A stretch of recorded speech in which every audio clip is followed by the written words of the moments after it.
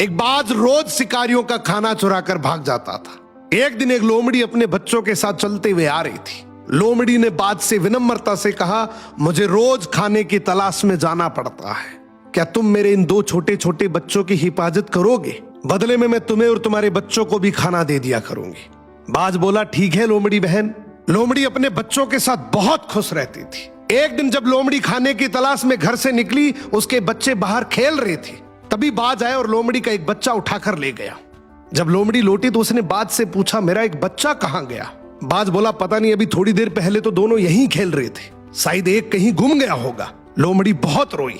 अगले दिन फिर जब लोमड़ी खाने की तलाश में गई तो बाज उसका दूसरा बच्चा भी उठाकर ले गया। जब लोमड़ी वापस लौटी और दूसरा बच्चा भी नहीं मिला तो वो जोर जोर से रोने लगी और अब उसे यकीन हो गया कि उसके बच्चों को इस बाज ने खाए हैं। वो रोती हुई भगवान से बोली, मैंने तो इसको रक्षक बनाया था, लेकिन यही मेरे बच्चों का भक्षक बन गया। अब मैं तो इस बाज का चाहकर भी कुछ नहीं बिगाड़ सकती। इसके तो पंख है, ये तो उड़ जाएगा।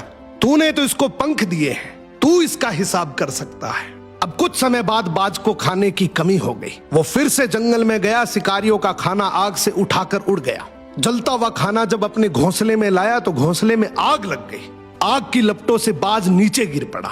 तभी लोमड़ी ने दौड़कर बाज को दबोच लिया और अपने बच्चों का बदला ले लिया। इसीलिए कहा जाता है, ऊपर वाले की लाठी में आवाज नहीं होती, कर्म फल भोगना ही पड़ेगा।